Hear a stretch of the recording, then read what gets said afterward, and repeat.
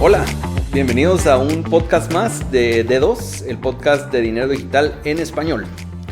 El Zonte en El Salvador, o Bitcoin Beach, es una playa que fue realmente el inicio, fue la cuna de la adopción de Bitcoin en El Salvador. Y eventualmente esto llevó a El Salvador a ser el primer país en el mundo en adoptar Bitcoin como una moneda de curso legal. Algunos se preguntan si ese modelo puede ser replicado en otro país, y pues hoy tengo el gusto de tener un invitado muy especial, alguien que cree que en Guatemala ese modelo puede ser replicado. Entonces tenemos por aquí a Patrick Melder. Es un doctor estadounidense y está trabajando en un proyecto súper interesante en Guatemala. Patrick, how are you? I'm doing well. Thanks, Juan. Welcome to Guatemala. Thanks so much. How many times have you been here? Ooh, this is probably my 10th time. Wow. Yeah. You're a Chapin almost. Huh? Yes, I am. Awesome. All right. Patrick, so, I'm fascinated with your project. Can you please tell us what Bitcoin Lake, or I should say Lago Bitcoin, is? And I'm really curious in understanding, is it at all related or somehow inspired by the Bitcoin Beach in El Salvador? Sure. Thanks, Juan. So Lago Bitcoin Lake in Panajachel, or at least it's based in Panajachel, is a project modeled on Bitcoin Beach in El Zonte. But it's interesting, when I came up with the idea for Bitcoin Lake, I was peripherally aware of Bitcoin Beach, but not fully aware. So when I fully became aware of Bitcoin Beach, it was like, aha, this is something that I can do in Guatemala and use Bitcoin Beach as a model. And there are similarities between Bitcoin Beach and Lago Bitcoin. The similarities are, one, we are trying to create a circular economy just like they are doing in El Zonte, and basically educate children. So we took some of the lessons learned in El Zonte and applied them in Panajachel and Lake Atitlán.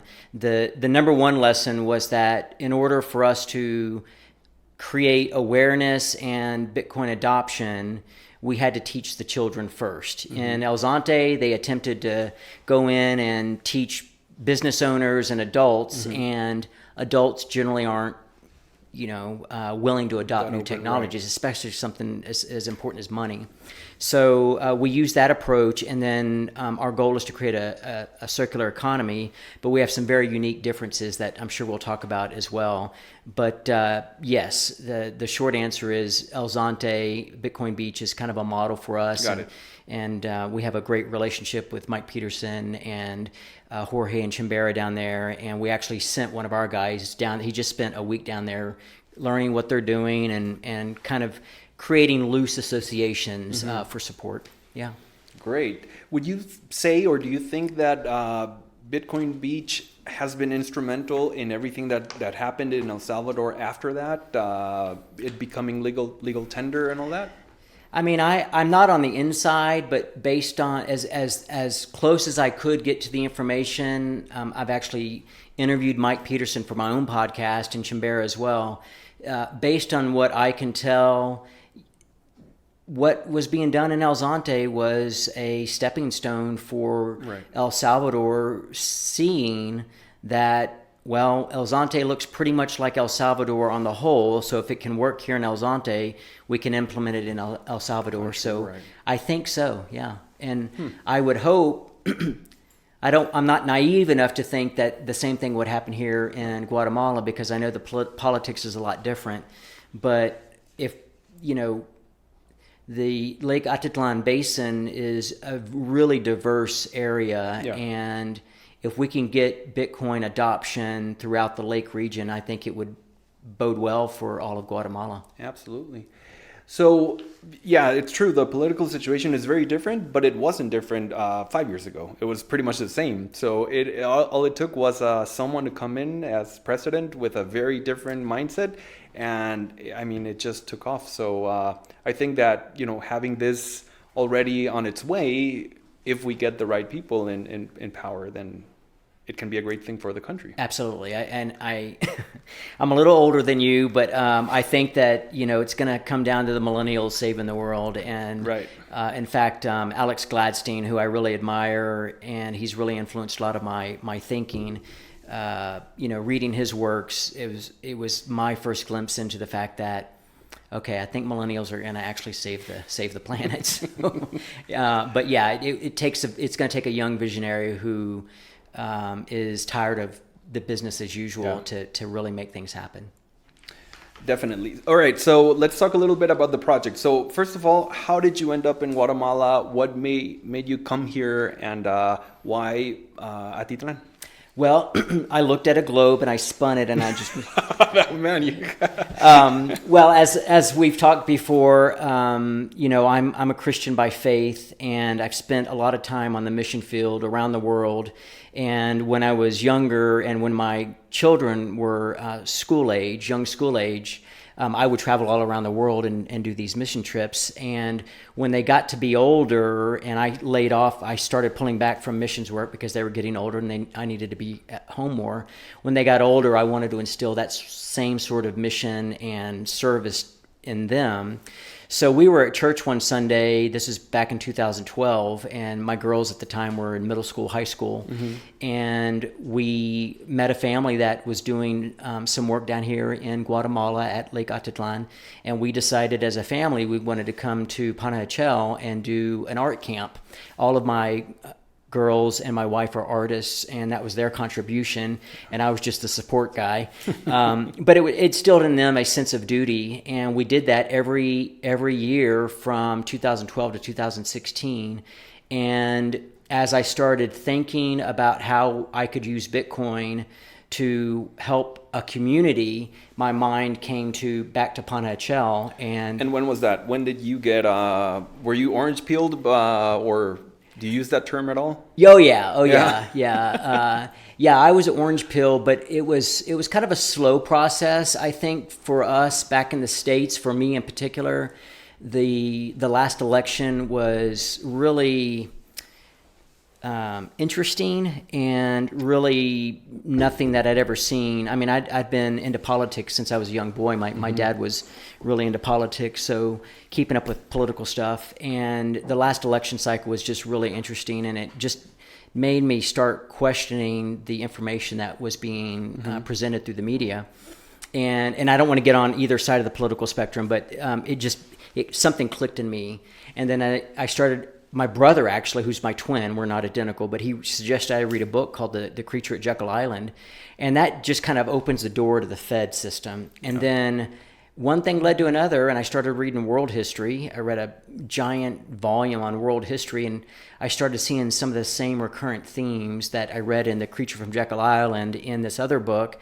And then I got onto Bitcoin, and then Bitcoin Twitter, how everybody kind of falls down that rabbit hole, and started listening to Saifedean and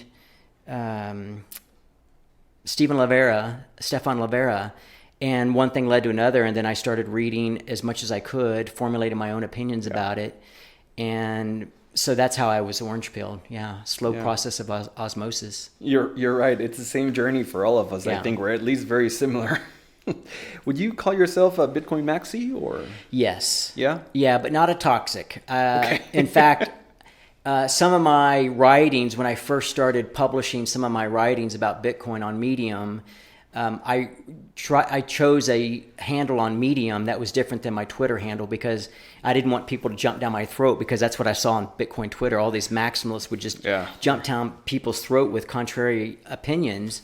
And as a Christian, with my values I was trying to instill within my framework of how I think about Bitcoin, I just didn't know how that was going to float on Twitter. So, and so I'm a maximalist in the fact that I believe that Bitcoin is it's going to win against all other cryptocurrencies. Is there a use for other cryptocurrencies? Yes. Is there a use case? Yes. I don't know what they are, but there's got to be use cases for them. As a money, no, Bitcoin's one. And I just don't think you can look at the technology of Bitcoin and not think that it's far superior to anything else that's out there. Absolutely. That's how I see it. I mean, I don't call myself a maxi because I'm definitely a Bitcoin maxi from a monetary perspective, but I think the rest of the stuff exists and it's solving some problems and some technology use cases and things like that. So and we need to let it flourish. Exactly. It's Silicon Valley. Let it flourish. If it fails, it fails. That's but right. Not as a money. That's right. Yeah. Yeah, absolutely. Great. Okay, so let's talk a little bit more about the project. So you said there's some differences. For example, I hear you talk about the circular economy. Can you explain a little bit more how that works? Right. So in El Zonte, the story is that they received an anonymous donation of Bitcoin, and Mike Peterson had actually been working in El Zonte also as a missionary from a church in California. And he'd been working in the community for years, and apparently a Bitcoiner who really loved the area donated the Bitcoin with the one condition that you've got to make sure that you create a circular economy. Really? I did not know. We don't want you building, a school or a hospital. We want you to introduce Bitcoin into the community and get people to use it for exchange and buying and, medium of exchange. So that's the beginning of the circle, right? Got it. And then the rest of the circle is using it to pay for your mortgage or using it to pay for your groceries or gasoline or whatever. To close the circle is the most challenging part, and the closing the circle is allowing people to cash out. So if I have Bitcoin, and in El Zonte, in El Salvador in particular, if I want to cash it out for US dollars, that was challenging. And what their solution in El Zonte was, they actually have ATMs in the Hope House. And I think Mike Peterson and the team were actually physically cashing people out every Friday if they wanted to. Now, that wasn't 100%, but from what I understand, the majority of the folks wanted to cash out because they have other things they've got to pay for that Bitcoin's not accepted for. So closing the circle, closing the loop is the most challenging thing. Do you know how they dealt with volatility during that time?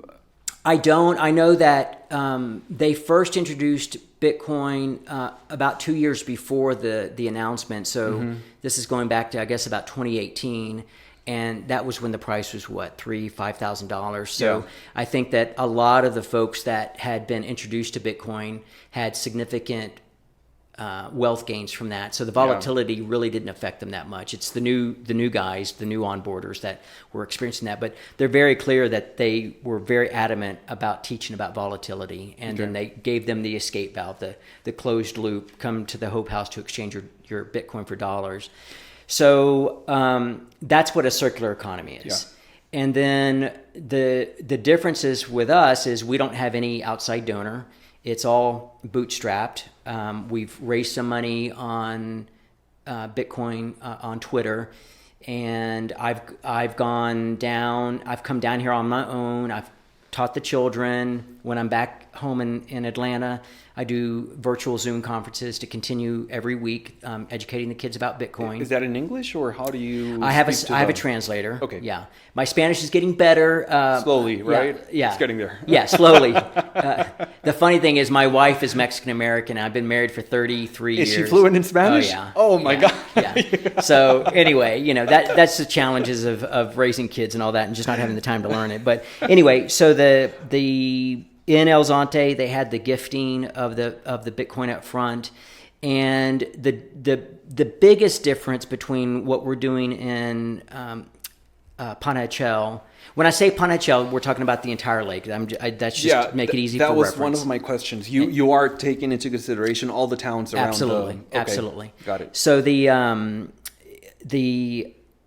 the biggest difference is the economy of Panajachel is so much different than El Zonte. El Zonte is a sleepy beach town. Yeah. Not a lot going on. In Panajachel, you can pretty much get almost everything you need to live your life, with few exceptions. And 18,000 people. There's about 300,000 people around the lake.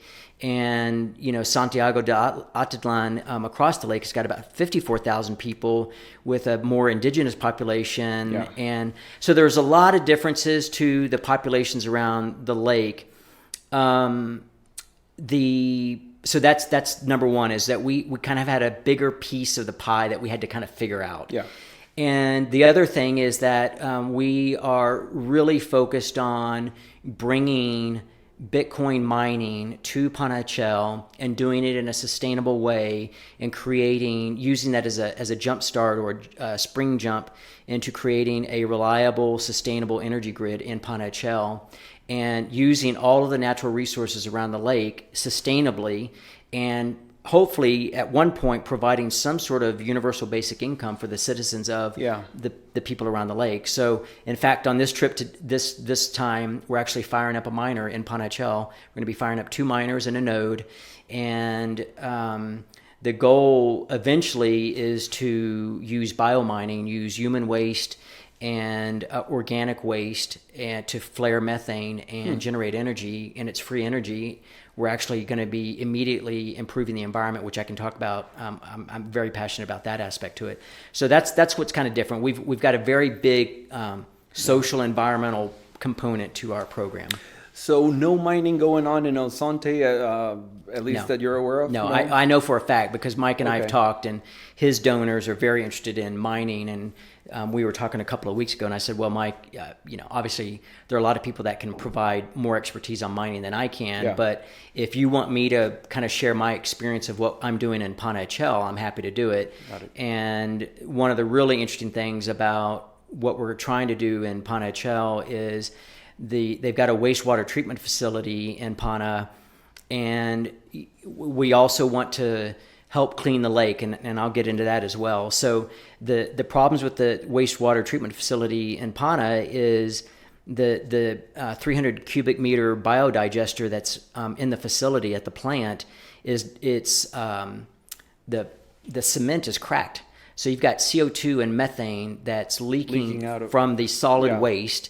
Methane is a worse environmental gas than CO2, and they're not even flaring it. So you could take methane and flare it, burn it, and turn it into CO2 and water. They're not even doing that because they can't generate enough pressure because of the leaks.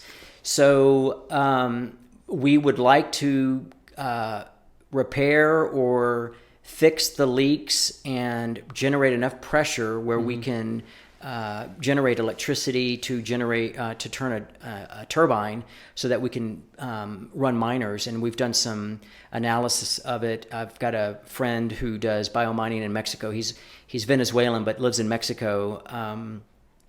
He has done an analysis. In fact, his piece, Ricardo Cardone, I'm going to not say his name correctly, but he just had a piece published in Bitcoin Magazine. So if you actually want to look at his numbers on biomining, you can go to Bitcoin Magazine and type in biomining. But I think the numbers run out based on the amount of gas coming out of that biodigester. We can run 17 or 19 S19 miners. And each one of those miners is generating right now about $1,000 a month in revenue.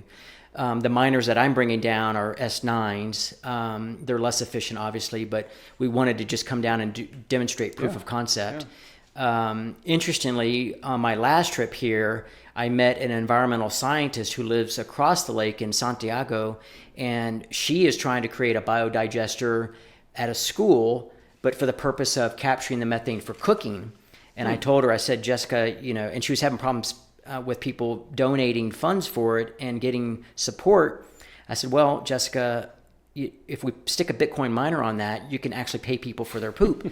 And, which is incredible to think about, that, you have people who don't have any income and they could actually be paid for their waste. And you can immediately help the environment, because there are 3,000 people that defecate in the streets of Santiago because they don't have proper facilities. And you multiply that by the 12 communities around the lake and all the communities up in the mountains. That's a lot of human waste that's just finding its way down into the lake. And if we could stick a Bitcoin miner onto the biodigester at the wastewater treatment facility in Pana, we immediately improve the environment because we're capturing that methane and preventing it from getting into the ozone, and we're making money doing it. Yeah, wow. It's it sounds like a no-brainer, right? When you just I mean, turning waste into money and energy. Amazing. So I'm having a bit of a hard time understanding what would be the ownership scheme for these. I mean, who gets the coins, the mined coins? How are you looking at that? Well, I think we don't know yet. And when I say we, I've got several friends that are Bitcoiners. Ricardo in Mexico, Herson Martinez in Maryland. He is a Bitcoin miner, and then Eric Gonzalez in Canada. He's Guatemalan. We're still trying to figure that out. I think that the way first of all, I don't benefit. I will never benefit from any of this, and I have no desire to. I think the thinking is like with the municipality, the coins would go into a municipal wallet, a multi-sig municipal wallet, because we want to make sure that whoever, we don't want the mayor or the assemblyman or whatever the structure is to take the coins. So in my mind, it would be some of the coins would go to the city. Some of the profit would come back to the citizens because it's their waste, and provide that income, that basic income, because we're using their resources. And then we might actually get private businesses involved. The city dump is run by a private business on a private piece of property. I visited that as well, and I think in that case, the owners of that property would be very interested in having something like this. And I could just say, this is what you need to do, and you're wasting resources. You're letting stuff decompose here, drain down into the lake, but you could turn this into money. And so in that case, it would be completely their profit. Got it. Okay. Yeah. So I've looked a little bit into mining here in Guatemala, and one of the problems is that energy is very expensive compared to the U.S. It's like I think 20 or 22 cents per kilowatt hour. So I'm thinking, have you looked at the financials of building that infrastructure in order to generate that power, in order to mine? Would it still make sense to mine, or would it make more sense just to sell it as electricity because it's so expensive in Guatemala? Do we know? Or? No, I don't know that. What I do know is, again, based on Ricardo's work in Mexico, he's working at a facility where they have 10,000 swine, and he's in Jalisco State in Mexico, and they're taking the manure from the swine and generating the methane and generating Bitcoin. He's tried several attempts to take that methane, or I think the farmer tried to take that methane and try to sell it back into the grid. Yeah. But the logistics of doing that, even if you could do it, it's like, okay, who do I go to get the approval, versus keep everything in-house and generate Bitcoin. Yeah, that makes sense. So I think for the municipality, they may need approval at the state level or the district level. So why not just sell it to them as a in-house project where they're just creating revenue for the municipality, and we don't care about the electricity cost at the beginning. Right. I think initially what I would love to see, and this is based on the ARC investment and Square white paper that came out last year, the ability of renewables and Bitcoin mining with batteries to build out an energy grid is viable. And so at some point we could see that the Bitcoin mining actually kind of incrementally builds out this reliable energy grid because you're generating profit from day one. That study was based on using solar. Ricardo reached out to me and said, you might want to start with biomining because it's just cheaper. You don't have to buy the solar equipment. And if you look at sustainable energy on a grid, sustainable energy sources, wind, solar, can only meet about 40% of the demand of a grid because of something called the duck curve. The wind's not always blowing, the sun's not always shining. If you add that same sustainable energy source with a miner and a battery, you can meet 90% of the grid. So in demand of the grid. For me, that would be the final implementation of this vision, is to actually build out that grid. Yeah. So what help do you need? How can Guatemalans that could be potentially listening to us, how can they help? How can we get involved? That's a great question. I think probably anybody who is into Bitcoin and loves the lake should visit the communities around the lake and demand to pay in Bitcoin. I think that's the number one way that most people can help. I don't want to be presumptuous and say donate Bitcoin or anything like that, because I don't know what we need yet. We do have a Facebook group called Lago Bitcoin. It's for Guatemalans. So if you want to ask questions there about what's needed, then you can go there. But I think the greatest need right now is for Guatemalans who are into Bitcoin to start coming out of the closet, so to speak, and saying, I use Bitcoin, I want to use it, I want to go to Pana and use it. And we're trying to create a shuttle service between Pana and El Zonte that accepts Bitcoin, so that we can kind of create a Bitcoin tourist corridor between here and El Zonte. That would be great. That would be very cool. So, okay, so how are you helping small businesses around the lake take Bitcoin? What are they using technology-wise? Or their phone. And a wallet, just we're using so that's a great question. So there are a lot of different wallets out there, as everybody knows. We're using the Bitcoin Beach wallet. There were some other wallet options that we initially looked at. So this was a wallet that was built specifically for Bitcoin Beach? That's right. It's not the Chivo wallet, which is the El Salvadorian. That's right. Okay.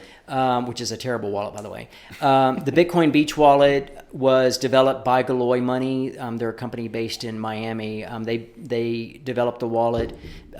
They specifically developed it for El Zonte, for El Salvador. And that creates a problem because it's denominated in USD. In dollars, right. We might be close to changing that, but adding quetzals to the app. But what's really nice about the Bitcoin Beach wallet is you have a username on the Bitcoin Beach wallet. So if I know your username, I can send you money without creating an invoice. I can just say I want to send Juan, 1,000 sats or 2,000 sats or whatever, and I don't have to scan a QR code. You don't have to show me your phone or anything like that. It's got a map, so I can look at what businesses are accepting Bitcoin. And they've got a really cool function coming out where they're using, similar to Strike, they're using the Lightning Network as rails, so you can transfer USD to Bitcoin and back and forth. Or if you just want to do USD to USD and just use the Lightning Network and not have to pay the fees and worry about the time delay, you can do that. So that's why we chose the Bitcoin Beach wallet, and we wanted everybody to speak the same language when it came to a wallet. I didn't want to have to explain 3 or 4 different wallets, and they all have their pros and cons. We just had to choose the one that met our needs the most. As far as the one challenging thing has been point of sale services for businesses. We're looking to do some work with a company based here in Guatemala City, and we're actually going to be having a conference with some pastors and business owners in Panachel on the 24th, and then here back in the city on the 28th and 30th to introduce pastors and prominent business owners to this POS, but it's all phone-based. Yeah. Got it. Okay. So when you spoke about the circular economy, you talked about cashing out, right? So how are we tackling that problem right now? Is there a way to cash out in Guatemala? Well, yes. So one is with this company, and I don't want to mention the company yet because we haven't formalized everything, but one would be through this company. And quite frankly, there are a lot of companies that you can use, but the fees I think some of them are charging upwards of 9% or more. And they have to be super low in order for this to make sense for a very small economy. That's right. Yeah. So what we did with Eric in Canada, who's helping me, the gentleman that we sent to El Zonte, we basically used him as a walking ATM, and he goes around and with a bag full of cash. If you need to cash out your Bitcoin, we'll do it for you and at a small transfer fee. Yeah. Got it. Okay. And how is all that working out? I did see the list of businesses, and I mean, it's significant. Maybe No, I wouldn't say significant but yet, but it's at least around what, 15, 20 businesses? no, it's probably about 7 right now. Oh, okay. Yeah, Okay. yeah. You may have been looking at the El Zonte. Did you zoom out? Yeah, maybe that Yeah, was it. you may have It was just took it a the whole snapshot thing. and looked at it. Yeah, Right. yeah. It looked, Yeah. Okay. So, and these businesses, are they hodling the Bitcoin right It's now, too early. or you don't know? It's too early to say. Based on Eleazar walking around, yeah, they're hodling, but it's still too early. I think that we just haven't hit a critical mass yet. Right. You know, we need business owners to tell other business owners Yeah. about it and get that critical mass of people using it. Yeah. And what's the incentive right now? How do you sell them the idea right now? Like in the short term, what do you tell them? It's Great question. The number one use case is you're your own bank. You become your own bank. Okay. Mm-hmm. If you, I tell the melting ice cube story. You know, if you've got cash sitting in a bank because of inflation, you know, you're getting maybe less than 1% yield on your Kitzhaus in the bank, and with inflation, you're getting negative yield. Yeah. So that's an easy sell on that front. And then the next is I asked them if they're taking credit cards, and that's an easy sell because credit cards charge anywhere between 5 to 8%. And I tell them that, you know, using the Lightning Network, it's essentially free. And one business that we onboarded is right next to a hotel. And they, at this particular hotel, they get a lot of Salvadoran tourists, and the Salvadorans have come to the shop or the bar. It's a little bar restaurant, and they've asked if they've taken Bitcoin. And the owner, before we introduced it, said no, we don't. And the Salvadorans just walked out. So he wanted to accept Bitcoin because he was losing business. just didn't know how to do it. Yeah. Awesome. Okay. Very cool. Have you had any conversations or have you approached any medium to large businesses, and how are they looking at it? No, we haven't. I think that, you know, I think it's going to be hard to sell a big business or a medium-sized business until we can demonstrate success on the small scale first. Okay. You know, I've run companies myself, and that'd be the first question. You know, who's using it, and you know what kind of success. So I just don't think we have a track record on that yet. Okay. Yeah. And do you think that in general for Guatemala this can be done without the government? Absolutely. Yeah. I think, in fact, given what's happened in El Salvador, I think the best thing to happen would be for Guatemalans to start adopting this, because there are political overtones with the Chivo wallet in Guatemala and Bitcoin in particular. I think it would be best if Guatemalans adopted this without government intervention. So it is. I mean, you don't think they'll see it as a threat and start doing all sorts of things to try to. Well, it's like it's what any Bitcoiner would say. Well, try. I mean, exactly. I think there's just nothing they're going to be able to do about it. Yeah. And I bet if you ask most well-connected, wealthy Guatemalans, a lot of them probably already have some exposure. Yeah, most likely. So I read on Twitter that you've already talked to the mayor of Panajachel twice. Is that right? Yeah. So how has that been? I mean, what's his stance on this? Does he understand it? Is he excited about it? I've effectively orange pilled him. Really? Oh yeah. I mean, he downloaded the wallet. I gave him Bitcoin and told him where he could go spend it, and he was already familiar with Bitcoin because his son had been wanting him to invest in Bitcoin. Okay. He was already primed and ready. He's got some aides that were a little skeptical, and but the purpose of me meeting with the mayor was not for his okay. My purpose of the meeting with the mayor was to let him know what we're doing so that he's not a roadblock. Exactly. I want him to give us a stamp of approval, but I don't want him to be an impediment. I don't want him to poo-poo what we're doing. I want him to at least be tacitly supportive of what we're doing, and we definitely have that at this point. In fact, one of the miners that we're bringing down, one of them is going to be actually hooked up for the city so that we can start generating Bitcoin for the city. We've got to figure out the wallet issue, but we need to show that Bitcoin and Bitcoin mining is not a threat. And, quite frankly, if they're hooking it up in the city hall or the office there at the mayor's office, the citizens are paying fractionally for the energy. Yeah. So that's kind of a no-brainer. Yeah. And so, if I'm not mistaken, there's got to be around 20 mayors around the lake, right? So, have you approached any other political figure in the? Yes. Well, we're attempting to approach them, and we haven't. We're just beginning that effort, but that is definitely something that we want to make happen. We don't want this to be a Panajachel is doing this and San Juan is doing this.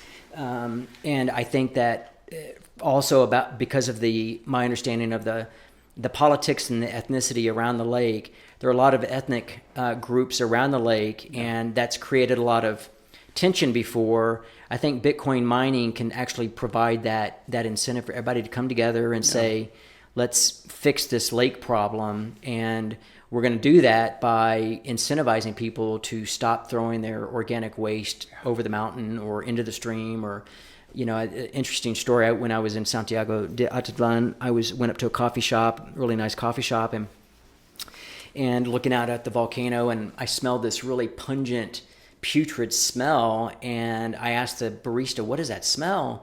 And at their coffee treatment facility, they process in a sustainable way.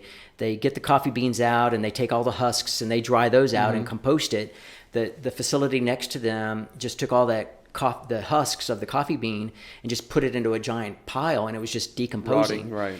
And there's a perfect example where we could capture that in methane and give that coffee facility another means of generating income, where right now he's just letting it decompose. And so you think about that instance hundreds or maybe even thousands of times around the lake, and all the little farms where people are throwing out animal waste, human waste, organic waste, and it's all trickling down into the lake.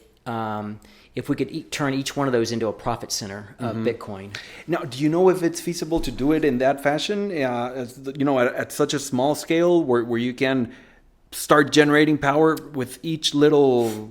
Maybe not each little farm, but if you're incentivizing people, let's say that you're in a community of several thousand people and you've got a dozen farms or something like that. Put the dump site or the digester in one central location. They all bring their waste there. They get paid, and that incentivizes them to stop just disregarding the environment. And it's not that they mean to disregard the environment. They're just trying to make a living. Yeah, of course. Yeah. So are you aware of any other examples of a successful project of this nature aside from El Salvador? Do you know if this is being done anywhere else? Yeah, there are about a dozen very early projects. There's one down in Costa Rica. There's one in Brazil. There's one in South Africa, Portugal, Congo. Those are the ones that I'm aware. Tonga is trying to do a similar project. And they're all kind of different. They all have their little differences. Yeah. The one down in Costa Rica, because the Costa Rican economy is more developed and more middle class, it's doesn't really have the social environmental spin that I think in fact we're the only project that is kind of attempt to do what we're trying to do. The other ones are just trying to create a circular economy like Bitcoin Beach. Yeah. Got it. Have you talked to the tourists at the lake? I mean, I would say that's another big difference between Panajachel and El Zonte, right? We already have a huge flow of tourism. Is that an asset for this project? I think so. I don't know how many of the tourists are Bitcoiners. Right. That's the chicken egg thing. So we'd like to get the Bitcoiner tourists from El Zonte to come to Pana. Yeah. I do know. So that's a chicken egg thing. Yeah. And that will come, I think, with time. Yeah. So what's your long-term view of this? I mean, what's the end goal? How do you see success from all this? I think that what my desire would be that we provide economic stability for Guatemalans, and in particular those around the lake, that they can generate generational wealth that they may have never had before. That one business that I told you about, the bar restaurant, they don't really have any generational wealth to pass on. So that's my number one desire. The number two desire is in our teaching. It is my goal that these children are exposed to a groundbreaking, transformational, once in a millennia educational opportunity and technology opportunity. Yeah. And because the hotbed of Bitcoin is here in Central America, give these kids an opportunity to get involved in those industries early on. So to bring that educational technological innovation to the children of the school, and then the grand vision would to really clean the lake up and give Guatemala back a national treasure that everyone's kind of watching just die, and there's really no effective way to get people motivated to clean it.